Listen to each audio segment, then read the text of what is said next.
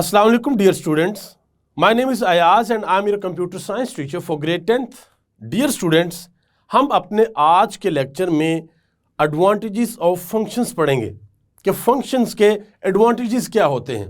सो आइए अपना आज का लेक्चर स्टार्ट करते हैं। डियर स्टूडेंट्स, जैसे कि आप जानते हैं कि हमने अपने प्रीवियस चैप्टर्स में अरेज के बारे में पढ़ा, लूप्स के बारे में पढ़ा। आज के इस लेक्चर में हम ये सीखेंगे कि आखिरकार हम फंक्शंस को क्यों इस्तेमाल करेंगे, एडवांटेज क्या है फंक्शन को इस्तेमाल करने का। सो हम देखेंगे कि फंक्शन को इस्तेमाल करने के जो एडवांटेजेस हैं वो क्या क्या हैं। सो आज के लेक्चर को डिटेल में समझने के लिए चलते हैं लाइट बोर्ड की तरफ। सो डियर स्टूडेंट्स, हम डिटेल में आज समझेंगे कि जो फंक्शंस होते हैं जिनको हम बनाते हैं उनके एडवांटेजेस क्या हैं। यानी कि एक फंक्शन हमने बना लिया और बनाने के बाद हम आज ये देखेंगे आज के अपने लेक्चर में कि उस फंक्शन के एडवांटेजेस हमें क्या हैं। आखिर हमें क्या फ़ायदा हो रहा है कि हम फंक्शन के ऊपर काम कर रहे हैं, हम फंक्शंस को सीख रहे हैं। हमने वेरिएबल्स के बारे में सीखा, उसके बाद हमने अरेज के बारे में सीखा, फिर हमने लूप्स के बारे में सीखा, फिर हमने वेरिएबल्स को अरेज के साथ इस्तेमाल किया, फिर हमने लूप्स को अरेज के साथ इस्तेमाल किया, फिर हमने if statement, if else statement, if else if statement में नेस्टेड सिलेक्शन स्ट्रक्चर उसको देखा, नेस्टेड लूप्स को देखा। वो सारी चीज़ें हमने देखी। बहुत से काम थे जो हम वहाँ पे भी करते थे, हमारे डिफरेंट प्रोग्राम्स थे जो हमने लूप को इस्तेमाल करते हुए, अरे को इस्तेमाल करते हुए, वेरिएबल्स को इस्तेमाल करते हुए सब कुछ हमने किया। लेकिन जो फंक्शंस हैं, आखिर वो क्या एडवांटेजेस हैं हमें फंक्शंस के कि हमें फंक्शंस को इस्तेमाल करना पड़ा या हम फंक्शंस को अब सीखेंगे आगे। डियर स्टूडेंट्स, हमने अपने प्रीवियस लेक्चर में फंक्शंस के बारे में सीखा था कि फंक्शंस बेसिकली होते क्या हैं। फंक्शन जो है वो एक ब्लॉक होता है स्टेटमेंट्स का, कोड स्टेटमेंट्स का एक ब्लॉक होता है जिसको हम यूज़ करते हैं किसी स्पेसिफिक टास्क को परफॉर्म करने के लिए। किसी पर्टिकुलर टास्क को परफॉर्म करने के लिए हम क्या करते हैं, हम फंक्शंस का इस्तेमाल करते हैं। हमने ये एग्जांपल समझी थी एक कार मैन्युफैक्चरिंग कंपनी की, और उसके बाद फिर एक वेबसाइट के ऊपर अगर एक इमेज गैलरी हो तो जब हम उस इमेज पे क्लिक करते हैं तो क्लिक करने के बाद वो इमेज लार्ज हो जाता है, यानी कि बड़ा हो जाता है। तो वो उसकी फंक्शनैलिटी क्या थी, वहाँ पर फंक्शन कैसे काम करते हैं, ये भी हमने देखा था और ये भी हमने समझा था। आज हम देखेंगे कि फंक्शन के एडवांटेजेस क्या हैं, यानी कि एडवांटेजेस ऑफ फंक्शंस। सबसे पहला जो एडवांटेज है फंक्शन का वो है रीयूजेबिलिटी। डियर स्टूडेंट्स, रीयूजेबिलिटी क्या होती है इसके बारे में देखते हैं। जैसे कि हमने अपनी एक एग्जांपल में देखा था, जो हमने एक वेबसाइट के ऊपर डिफरेंट इमेजेस थे, यानी कि एक गैलरी थी। तो हमने ये सीखा था कि अगर यूज़र इन इमेजेस में से किसी एक इमेज को, दो इमेजेस को या दो से ज़्यादा इमेजेस को क्लिक करे और क्लिक करके वो लार्ज साइज इमेज देखना चाहे, यही वाला इमेज या कोई और इमेज भी हो सकता है, तो इसमें देखें, इसमें आपको कोड की रीयूजेबिलिटी नज़र आएगी। वो कैसे, यानी कि इमेज को जूम करने के लिए हमने क्या किया हुआ है, इमेज को जूम करने के लिए हमने एक फंक्शन लिखा हुआ है। एक फंक्शन हमने लिखा है कि लेट्स सपोज एक फंक्शन है, उसमें स्टेटमेंट्स हैं, यानी कि कोड्स हैं। तो वो क्या करते हैं कि जब वो फंक्शन काम करता है या जब वो फंक्शन कॉल होता है किसी भी ऐसे इमेज के ऊपर जहाँ पर आप क्लिक करते हैं, तो क्या होता है कि इमेज आपके पास क्लिक करने पे लार्ज होके, यानी कि उसका साइज जो है वो इंक्रीज हो जाता है, उसकी विड्थ हाइट इंक्रीज हो जाती है। तो होता क्या है कि ये जो फंक्शन आपने लिखा हुआ है इस इमेज के लिए, इस इमेज को बड़ा करने के लिए, इसका साइज इंक्रीज करने के लिए, तो ये जो कोड है ये बार बार यूज हो रहा है। आप इस इमेज के ऊपर क्लिक करेंगे तो ये कोड यूज होगा, आप इस इमेज पे क्लिक करेंगे तो ये कोड यूज होगा, आप इस इमेज पे क्लिक करेंगे तो ये कोड यूज होगा। सो जितनी भी हमारे पास गैलरी होगी उसके ऊपर आप किसी भी इमेज को क्लिक करते हैं तो क्या होगा, ये वाला कोड जो है ये कोड हमारा यूज होगा। इसी तरह से अगर हम एक और एग्जांपल ले लें कि हमने एक ऐसा फंक्शन बनाना है जो हमारी डिफरेंट वैल्यूज़ को आपस में ऐड करेगा या उन वैल्यूज़ को सब्ट्रैक्ट करेगा या उन वैल्यूज़ को आपस में मल्टीप्लाई करेगा या फिर आपस में डिवाइड करेगा। लेट्स सपोज हम कहते हैं कि हमारे पास दो वैल्यूज़ हैं a एंड b और हमने एक फंक्शन लिखना है कि जब a और b आए तो इनको आपस में या तो ऐड कर दें या a b को आपस में क्या कर दें, माइनस कर दें, या a b को आपस में क्या कर दें, मल्टीप्लाई कर दें, या ए बी को आपस में क्या कर दें, डिवाइड कर दें। तो ये हमारे पास क्या होगा कि हमारा जो फंक्शन होगा वो या हमारी वैल्यूज़ को आपस में ऐड कर रहा होगा या उनको सब्ट्रैक्ट कर रहा होगा या उनको मल्टीप्लाई कर रहा होगा या उनको डिवाइड कर रहा होगा। अब अगर हमारे प्रोग्राम के अंदर ये वाला जो ऑपरेशन है ये हमने यानी कि या प्लस करना है, माइनस, मल्टीप्लाई या डिवाइड, ये लेट्स सपोज कि हमने 20 दफ़ा इसको परफॉर्म करना है। हमारे प्रोग्राम के अंदर ये काम 20 दफ़ा या 25 दफ़ा या 30 दफ़ा होगा। तो डियर स्टूडेंट्स, मुझे आप बताएं, क्या हम दो वैल्यूज़ को आपस में ऐड करने के लिए, सब्ट्रैक्ट करने के लिए, मल्टीप्लाई करने के लिए या डिवाइड करने के लिए, क्या हम अपने कोड को 20 से 25 बार लिखेंगे, दोबारा लिखेंगे? हरगिज़ नहीं, ऐसा हम नहीं करेंगे, बल्कि वो कोड हम एक ही दफ़ा अपने फंक्शन में लिखेंगे और फंक्शन में बता देंगे कि वैल्यूज़ को आपस में प्लस करना है, माइनस करना है, मल्टीप्लाई करना है या डिवाइड करना है, क्या करना है, ये हम फंक्शन के अंदर बता देंगे। और फिर जहाँ कहीं भी हमने वैल्यूज़ के ऊपर जो है ऑपरेशन करवाना होगा, यानी कि हमने वैल्यू को आपस में सब्ट्रैक्ट करना है, मल्टीप्लाई या डिवाइड करना है, तो क्या करेंगे, हम सिंपल अपने फंक्शन को कॉल करेंगे। हम अपने फंक्शन को बताएंगे कि भाई इसलिए बनाया था हमने इस फंक्शन को कि हमने इन वैल्यूज़ को आपस में ऐड करना है, सब्ट्रैक्ट करना है, मल्टीप्लाई करना है या डिवाइड करना है। तो हमारा फंक्शन क्या करेगा, हमारा फंक्शन हमें हेल्प करेगा हमारे उस टास्क को परफॉर्म करने के लिए। जो पहला पॉइंट है रीयूजिबिलिटी, इसका मतलब यह है कि आपने फंक्शन एक दफ़ा लिख लिया और फंक्शन एक दफ़ा लिख लिया या बना लिया या उसको कोड कर लिया, प्रोग्राम कर लिया, तो आप उसको बार बार अगर वो टास्क आपने स्पेसिफिक टास्क है, जो पर्टिकुलर टास्क है, उसको अगर आपने रिपीट करना है अपने कोड के अंदर, यानी कि बार बार उसको यूज़ करना है, तो आपको हर दफ़ा वो कोड लिखने की ज़रूरत नहीं है, बल्कि एक दफ़ा आप फंक्शन में कोड लिखेंगे और वो रीयूज़ हो जाएगा, यानी कि बार बार इस्तेमाल होगा। तो ये है हमारी रीयूजिबिलिटी। उसके बाद हमारे पास आता है सेपरेशन ऑफ टास्क। ये बहुत इंपॉर्टेंट चीज़ है डियर स्टूडेंट्स कि सेपरेशन ऑफ टास्क क्या है। लेट्स सपोज हमने एक प्रोग्राम लिखना है, उस प्रोग्राम के अंदर हमारी वैल्यूज़ आपस में ऐड भी हो रही हैं, हमारी वैल्यूज़ आपस में सब्ट्रैक्ट भी हो रही हैं, हमारी वैल्यूज़ आपस में मल्टीप्लाई भी हो रही हैं और हमारी वैल्यूज़ आपस में डिवाइड भी हो रही हैं। ये एग्जांपल मैं आपको इसलिए दे रहा हूँ क्योंकि कोड के अंदर ये चीज़ें हम काफ़ी दफ़ा कर चुके हैं। सो आपके लिए इस चीज़ को अंडरस्टैंड करना बहुत आसान है। अगर हमने अपने कोड के अंदर, अपने प्रोग्राम के अंदर, यानी कि वैल्यूज़ को ऐड करना है, सब्ट्रैक्ट करना है, मल्टीप्लाई करना है या डिवाइड करना है बार बार, तो हम अगर एक ही कोड के अंदर ये सारी चीज़ें इकट्ठी करते रहेंगे तो डियर स्टूडेंट्स क्या होगा, हमारा कोड बहुत ज़्यादा कॉम्प्लेक्स हो जाएगा, कोड को अंडरस्टैंड करना हमारे लिए बड़ा मुश्किल हो जाएगा। हम क्या करेंगे, हम सेपरेशन ऑफ टास्क करेंगे, यानी कि हम वैल्यूज़ को ऐड करने के लिए एक फंक्शन अलहदा बनाएंगे जो क्या करेगा, वो सिर्फ वैल्यूज़ को ऐड करेगा, और फिर एक और फंक्शन बनाएंगे वो सिर्फ वैल्यूज़ को क्या करेगा, वो वैल्यूज़ को सब्ट्रैक्ट करेगा, और फिर एक और फंक्शन बनाएंगे वो क्या करेगा, वो वैल्यूज़ को आपस में मल्टीप्लाई करेगा, और एक और फंक्शन बनाएंगे वो वैल्यूज़ को आपस में क्या करेगा, आपस में डिवाइड करेगा। यानी कि हम एक ही कोड के अंदर सारा कुछ जो है वो कोड को कॉम्प्लेक्स नहीं करेंगे, बल्कि हम जो टास्क हैं उनको सेपरेट कर देंगे, इनके टास्क की सेपरेशन कर देंगे कि एक फंक्शन है वो वैल्यूज़ को ऐड करेगा तो उसका काम सिर्फ वैल्यूज़ को ऐड करना है, उसका किसी और से कोई लेना देना नहीं है। और एक फंक्शन है उसने वैल्यूज़ को आपस में सब्ट्रैक्ट करना है, तो वो क्या करेगा, वो वैल्यूज़ को सिर्फ सब्ट्रैक्ट करेगा और उसका किसी से कोई लेना देना नहीं है। इसी तरीके से अगर और कोई फंक्शन है जिसमें हमने वैल्यूज़ को आपस में मल्टीप्लाई करना है तो उसके लिए भी हम एक फंक्शन बना देंगे।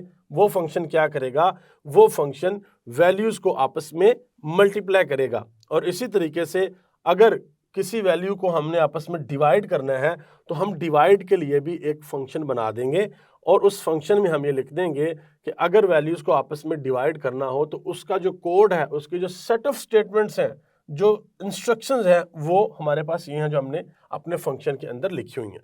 ठीक है, सो ये फंक्शन की एक हमारे पास क्या है, एग्जाम्पल है। मैंने वैसे फंक्शन लिखा है, फंक्शन का एक प्रॉपर स्ट्रक्चर होता है, उस स्ट्रक्चर के बारे में हम समझेंगे कि फंक्शन का स्ट्रक्चर क्या होता है। सो डियर स्टूडेंट्स, होगा क्या, सेपरेशन ऑफ टास्क में जो टास्क है उनको हम क्या कर देंगे, उनको सेपरेट कर देंगे। आपको याद होगा हमने एक एग्जांपल समझी थी कि एक मैन्युफैक्चरिंग कंपनी है जो कि कार्स को बनाती है। तो उसमें क्या होता था, उसमें डिफरेंट टास्क को सेपरेट किया हुआ था, यानी कि अलग-अलग टास्क को किया हुआ था। एक डिपार्टमेंट है वो सिर्फ क्या करता है कि वो उस गाड़ी के जो टायर्स हैं सिर्फ उनको बनाता है, उनको देखता है, उनकी क्वालिटी को चेक करता है। और दूसरा एक और डिपार्टमेंट है वो क्या करता है, वो सिर्फ गाड़ी का इंजन बनाता है। उसको इस चीज़ से कोई सरोकार नहीं है कि भाई वो टायर उसने सही बनाया या नहीं बनाया। वो टायर वाले जो हैं वो उनकी जिम्मेदारी है, वो उनकी रिस्पॉन्सिबिलिटी है टायर को सही बनाना। और इंजन वाला जो डिपार्टमेंट है वो इंजन की जिम्मेदारी है उस इंजन को सही तरीके से बनाना। इसी तरीके से एक डिपार्टमेंट है वो जब पूरी कार हमारी बन जाती है तो वो उस कार को क्या करते हैं, उस कार को चेक करते हैं कि अब इसमें इस कार में किसी किस्म की कोई मसला तो नहीं है, कोई प्रॉब्लम तो नहीं है। तो वो भी एक डिपार्टमेंट है, वो सेपरेट, यानी कि टास्क की सेपरेशन होगी। जब कार हमारी रेडी हो जाती है तो फिर क्या होती है, फिर उसकी क्वालिटी चेक की जाती है कि उसको रोड पे लेके आ जाता है, उसका टेस्ट किया जाता है, उसको डिफरेंट तरीके से डिफरेंट एक्सपेरिमेंट किए जाते हैं। ये सिर्फ कार पे नहीं है, ये आपकी हर प्रोडक्ट पे है। कोई भी आपकी प्रोडक्ट होती है जब वो फिनिश हो जाती है तो फिनिशिंग के बाद फिर उसकी क्वालिटी एश्योरेंस होती है, उस प्रोडक्ट को चेक किया जाता है। होता क्या है, होता ये है कि उस एक प्रोडक्ट के लिए जब प्रोडक्ट तैयार हो जाती है स्टार्ट से लेके एंड तक, उसमें डिफरेंट डिपार्टमेंट्स आपके इन्वॉल्व होते हैं जिनको अलग-अलग टास्क हमने दिए होते हैं कि उस एक प्रोडक्ट के लिए हम जो टास्क हैं वो सेपरेट कर दिए हैं। सो इसे कहते हैं हम सेपरेशन ऑफ टास्क। एक प्रोग्राम है, एक हमारे पास प्रोग्राम है, तो फंक्शन का हमें ये एडवांटेज है कि हम अपने टास्क, जो डिफरेंट टास्क हैं उसमें उनको सेपरेट कर देते हैं, यानी कि उनकी मिनिमम डिपेंडेंसी कर देते हैं एक दूसरे के ऊपर, या डिपेंडेंसी को हम ख़त्म ही कर देते हैं कि अगर एक फंक्शन जो है वो आपस में वैल्यूज़ को ऐड कर रहा है तो उसका वैल्यूज़ को आपस में सब्ट्रैक्ट करने वाले से कोई तल्लुक नहीं है, वो इसमें कोई इंटरफेरेंस नहीं करेगा। और अगर एक फंक्शन वैल्यूज़ को मल्टीप्लाई कर रहा है तो ये वाले दोनों फंक्शन जो हैं, यानी कि जो आपस में वैल्यूज़ को प्लस कर रहा है या आपस में जो वैल्यूज़ को माइनस कर रहा है, सब्ट्रैक्ट कर रहा है, इन दोनों का इससे कोई ताल्लुक नहीं है या इससे कोई रिलेशन नहीं है। इसी तरीके से अगर कोई फंक्शन हमने ये लिखा है कि वैल्यूज़ को आपस में हमने डिवाइड करना है तो इन तीनों का इससे कोई कनेक्शन नहीं है, या बहुत मिनिमम जो डिपेंडेंसी है वो हम लोग रखते हैं सिर्फ किस लिए, यानी कि अपने टास्क को सेपरेट करने के लिए कि सेपरेशन हो जाए हमारे टास्क की, हर टास्क अपनी जगह पे परफॉर्म होगा। तो ये थी हमारे पास सेपरेशन ऑफ टास्क। पहले हमने रीयूजेबिलिटी के बारे में पढ़ा कि कोड को रीयूज कैसे करते हैं। हम एक फंक्शन बनाते हैं और फंक्शन को बना के हम उस फंक्शन को रीयूज कैसे करते हैं, यानी कि फंक्शन को बार बार इस्तेमाल करना। और उसके बाद हमने क्या देखा कि सेपरेशन ऑफ टास्क, और ये सारा हमने समझा कि हम किस तरीके से डिफरेंट फंक्शंस बना के तो उसमें हम क्या करते हैं कि अपने टास्क को जो है वो सेपरेट कर देते हैं, यानी कि अलग-अलग कर देते हैं। और थर्ड नंबर पे हमारे पास क्या है, handling the complexity of the problem, कि एक हमारे पास प्रॉब्लम है, कोई भी ABC हमारे पास कोई भी एक प्रॉब्लम है, अब वो प्रॉब्लम बहुत ज़्यादा कॉम्प्लेक्स है, तो हम फंक्शन को यूज़ करते हुए क्या करेंगे कि हम उस प्रॉब्लम की जो कॉम्प्लेक्सिटी है उसको रिड्यूस करेंगे, उसको कम से कम करेंगे और उसको हम हैंडल करेंगे। ये एडवांटेज देता है हमें, क्या देता है हमें, ये एडवांटेज मिलते हैं फंक्शन यूज़ करने से। So dear students, function use करने से जो हमें एडवांटेजेस मिलते हैं हम दोबारा एक दफ़ा देख लेते हैं कि वो कौन कौन से एडवांटेज हैं, और आपने इनको ज़हन-नशी कर लेना है अच्छे तरीके से। रीयूजेबिलिटी क्या होती है, सेपरेशन ऑफ टास्क क्या होते हैं, handling the complexity of the problem क्या होती है कि जो हमारे पास प्रॉब्लम है वो अगर बहुत कॉम्प्लेक्स है हमारा प्रोग्राम अगर बहुत ज़्यादा कम्प्लेक्स है तो हम क्या करते हैं, हम फंक्शंस के थ्रू उस कम्प्लेक्सिटी को रिड्यूस करते हैं, मिनिमम करते हैं उस कम्प्लेक्सिटी को, और फिर आहिस्ता आहिस्ता जब हमारा प्रोग्राम बहुत अच्छे तरीके से कोड हुआ हो, बड़ा अच्छा प्रोग्राम हमने लिखा हो, तो कम्प्लेक्सिटी जो है वो बहुत ही ज़्यादा रिड्यूस हो जाती है, और हम ये कह सकते हैं फिर कम्प्लेक्सिटी ना होने के बराबर होती है। उसका फ़ायदा क्या होता है, कम्प्लेक्सिटी ना होने के बराबर जो है उसका फ़ायदा क्या होता है, उसका फ़ायदा ये होता है कि आपका जो कोड है वो ईजी टू अंडरस्टैंड होता है। आप एक प्रोग्रामर हैं या आप एक कोडर हैं, तो आपने कोड लिखा है, आपने उसमें फंक्शंस का इस्तेमाल किया है, और फंक्शंस के इस्तेमाल करके आपने रीयूजिबिलिटी को भी कवर कर लिया कि आप फंक्शन को रीयूज़ कर सकते हैं, आपने सेपरेशन टास्क को भी कवर कर लिया, और आपने कम्प्लेक्सिटी भी अपनी रिड्यूस कर दी। इसका सबसे बड़ा फ़ायदा क्या होगा डियर स्टूडेंट्स, वो जो कोड आपने लिखा है, आप खुद भी अगर 2-4 साल बाद उस कोड को देखेंगे तो आपके लिए ये अंडरस्टैंड करना बहुत आसान होगा कि ये कोड हमने किस चीज़ के लिए लिखा था। और या फिर आप चले जाते हैं अपनी अपनी पोजीशन से और आपकी जगह कोई और डेवलपर आता है, तो फिर आपको याद होगा हमने कमेंट्स के बारे में पढ़ा था। तो क्या होता है, हम कोड के अंदर कमेंट्स यूज़ करते हैं, सो हमें कमेंट से पता लग जाता है। लेट्स सपोज हमने फंक्शन बनाए हैं, तो हम फंक्शन के ऊपर लिख देंगे कि ये फंक्शन जो है वो वैल्यूज़ को आपस में ऐड करने के लिए है, फंक्शन आप दूसरा फंक्शन सब्ट्रैक्ट करने के लिए है, मल्टीप्लाई करने के लिए, डिवाइड करने के लिए है। सो ईजी हो जाता है दूसरे डेवलपर के लिए ये अंडरस्टैंड करना कि ये कोड किस तरीके से काम करेगा। सो डियर स्टूडेंट्स, एक और एग्जांपल जो है वो मैं आपको देना चाहूँगा सेपरेशन ऑफ टास्क की। आपको याद होगा कि जब कभी कोई फैमिली इवेंट आता है, किसी फैमिली के अंदर कोई इवेंट आता है, या स्कूल के अंदर कोई इवेंट है, किसी कॉलेज या किसी यूनिवर्सिटी के अंदर कोई इवेंट है, तो क्या होता है कि उस इवेंट के लिए एक मैनेजमेंट जो है वो तरतीब दी जाती है, कि एक मैनेजमेंट होती है जो उस इवेंट को हैंडल करती है, सारी चीज़ों को देखती है। उस इवेंट को उसने क्या करना होता है, ऑर्गेनाइज करना होता है। तो उसमें क्या होता है, उसमें फिर डिफरेंट टीम्स बनती हैं। एक टीम होगी जिसका काम सिर्फ ये होगा कि वो सारे गेस्ट जितने भी आएंगे उनको वो क्या करेंगे, रिसीव करेंगे। और एक टीम वो होगी जो सिर्फ ये देखेगी कि जब गेस्ट आके बैठ जाएंगे और फिर जब हमारा इवेंट जो है वो क्लोज होगा, ख़त्म होगा, तो उस वक्त जो हमारे मेहमान, हमारे गेस्ट हैं, उनको फिर क्या करना है, हमने उनको फ्रेशमेंट देनी है, तो उसकी रिस्पॉन्सिबिलिटी भी एक टीम पे आ जाएगी। इसी तरीके से और उस इवेंट के अंदर जो डिफरेंट टास्क हैं उसके लिए टीमें बन जाती हैं। तो होता क्या है, बेसिकली आपके जो टास्क हैं उनकी सेपरेशन हो जाती है, और आपकी पूरी सारी टीमें आपस में मिलके एक पूरा टास्क, जो बड़ा टास्क होता है आपका, जो आपका इवेंट होता है, उसको परफेक्टली वो लोग जो हैं वो यानी कि कंप्लीट कर लेते हैं। सो ये हमें एडवांटेज मिलता है किसमें, फंक्शंस में, कि हम फंक्शंस में कोड को रीयूज कर लेते हैं, टास्क को सेपरेट कर लेते हैं, अपनी जो कम्प्लेक्सिटी होती है उसको हम क्या कर लेते हैं, उसको हम हैंडल कर लेते हैं, यानी कि कम्प्लेक्सिटी को बहुत कम कर लेते हैं। सो डियर स्टूडेंट्स, ये था हमारा आज का लेक्चर, जिसमें हमने ये सीखा कि फंक्शन को यूज़ करने के एडवांटेजेस क्या क्या हैं। डियर स्टूडेंट्स, हम अपने नेक्स्ट लेक्चर में फंक्शन के स्ट्रक्चर के बारे में पढ़ेंगे। जिस तरीके से हमने पढ़ा था कि एक वेरिएबल का भी एक स्ट्रक्चर है, कि वेरिएबल को जब हम डिक्लेयर करते हैं तो पहले हम उसकी डाटा टाइप बताते हैं, फिर हम उसका नेम लिखते हैं, और उसके बाद वेरिएबल को हमने अगर कोई वैल्यू असाइन करनी हो तो उसके बारे में भी हमने पढ़ा था। बिल्कुल इसी तरीके से हमने अरे के बारे में पढ़ा था कि हम डाटा टाइप बताते हैं, अरे का नेम लिखते हैं, और फिर अरे का जो साइज़ होता है हम वो लिखते हैं, और उसके बाद अरे को हमने अगर इनिशियलाइज करवाना हो तो हमने उसके बारे में भी पढ़ा था। और इसी तरीके से हमने लूप के बारे में भी पढ़ा था कि लूप क्या होता है। हमने पढ़ा था कि वैल्यू को इनिशियलाइज करते हैं, कंडीशन यहाँ पर रखते हैं, और फिर हम या वैल्यू को इंक्रीज़ करना होता है या वैल्यूज़ को हमने डिक्रीज़ करना होता है। बिल्कुल इसी तरह से हमारे पास फंक्शन का भी एक स्ट्रक्चर है, हम फंक्शन के स्ट्रक्चर को भी पढ़ेंगे और उसको समझेंगे। सो डियर स्टूडेंट्स, ये तो थे एडवांटेजेस जो हमने पढ़े हैं फंक्शन को यूज़ करने के। इनके अलावा एक और एडवांटेज भी है, एंड दैट इज रीडेबिलिटी। जब आप फंक्शन को यूज़ करते हैं अपने कोड के अंदर तो आपके कोड की जो रीडेबिलिटी है वो बहुत बेहतर हो जाती है। यानी कि जब आप फंक्शंस को यूज़ करते हैं, हर काम के लिए आपने अलग-अलग फंक्शंस बना लिए, हर फंक्शनैलिटी के लिए आपने सेपरेट फंक्शंस बना लिए, तो उससे फ़ायदा क्या होगा कि आपके कोड की जो रीडेबिलिटी पावर है वो बहुत बेहतर हो जाएगी। इवन के कोई और प्रोग्रामर या डेवलपर या कोडर आके आपके कोड को रिव्यू करता है तो उसके लिए उस कोड को अंडरस्टैंड करना बहुत आसान होगा।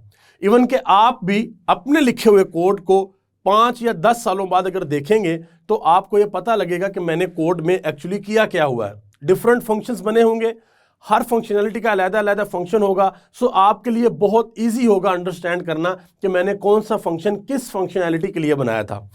सो डियर स्टूडेंट्स, ये था हमारा आज का लेक्चर जिसमें हमने ये सीखा कि अगर हम अपने प्रोग्राम में फंक्शंस यूज करते हैं, फंक्शंस बनाते हैं, तो उन फंक्शंस के एडवांटेजेस क्या होते हैं, कि हमें क्या फ़ायदा होता है उन फंक्शंस से। मैं उम्मीद करता हूं कि आपको आज का लेक्चर सही से समझ आया होगा। हम जल्द मिलेंगे अपने नेक्स्ट लेक्चर में, तब तक के लिए अल्लाह हाफिज़।